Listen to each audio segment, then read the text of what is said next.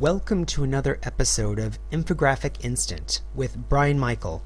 In this episode, we're going to be looking at the extent to which public goods and the need for public goods helps to explain the size of government.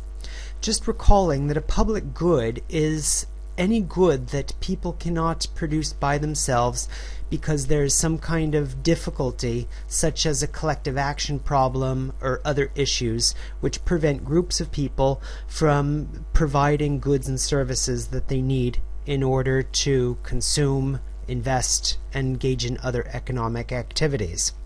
So, as a brief background before we discuss the infographic, this infographic is part of a larger paper which tries to answer the question, does the size and structure of government relate to government's organizational environment? In other words, for countries that require large amounts of infrastructure or large amounts of development, does the size and structure of government respond to those needs, or does it remain relatively independent of those needs? In the paper, we outline three possible approaches to this question. The first relates to the resource-based view of government. Namely, the size and structure of government depends on the resources available. As governments tax, they'll do so and grow. In the second view, they see the size and structure of government as historical.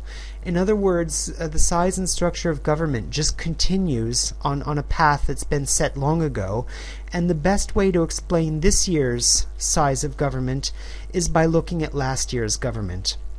The third view is the contingency-based view, and that view argues, as we have hinted in our discussion of the paper, that the size and structure of government respond to needs, citizens' needs, business needs, and other needs in the community. And in that view, public goods are provided in order to help facilitate investment, consumption, and other activities.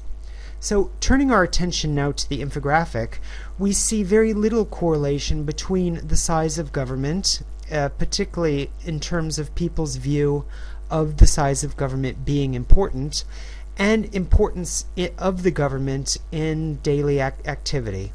So if we look, for example, at high-income countries, we see that respondents to the surveys which are cited in the infographic thought that the importance of government did not correlate very highly with the size of the government, and the same trend occurs for medium-income countries. Most interestingly are low-income countries, where we would expect citizens to be looking to the government in order to provide particular goods and services.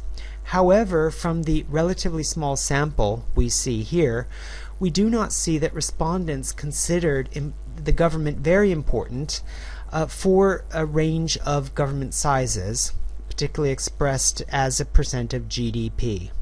This leads us to consideration about our own life in public activity.